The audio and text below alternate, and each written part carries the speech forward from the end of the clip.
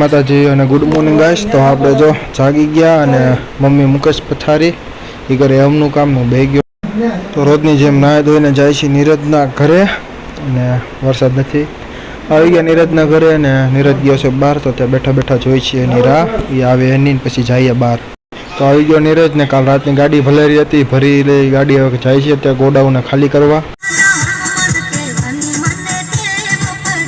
તો આવી ગયા ગોડાઉન અને જો મોટા મોટા તપેલા કાયદા કારણ કે કાલે છે શરદ પૂનમ તો ભાવનગરમાં બધા ઊંધિયું ને દહીંવડાની બનાવશે ને તો એ દેવા જવાનું છે આપણે સાઈડ ઉપર। ગાડી થઈ ગઈ ખાલી અને જો ગાડી વારે છે ને હવે જઈએ આપણે સાઈડ ઉપર જોવા। તો ગાડી ખાલી કરી થઈ અને લાગી હતી ફૂલ તરસ આવી ગયા સોડા પી।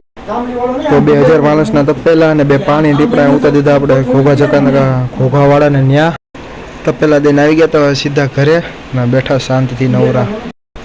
માસા વયા ગયા છે રાજકોટ ને હું નીરજ આવી ગયા ગોડાઉને 1500 ડીશો દેવાની હતી તો ઘણી ઘણી જો થપ્પા મારી દીધા ડીશો અને વાટકાના। તો જે લોકોને ડીશો દેવાની હતી એ લોકો ડીશ પણ લેવા આવી ગયા માતાજીના કામમાં લઈ જઈશ।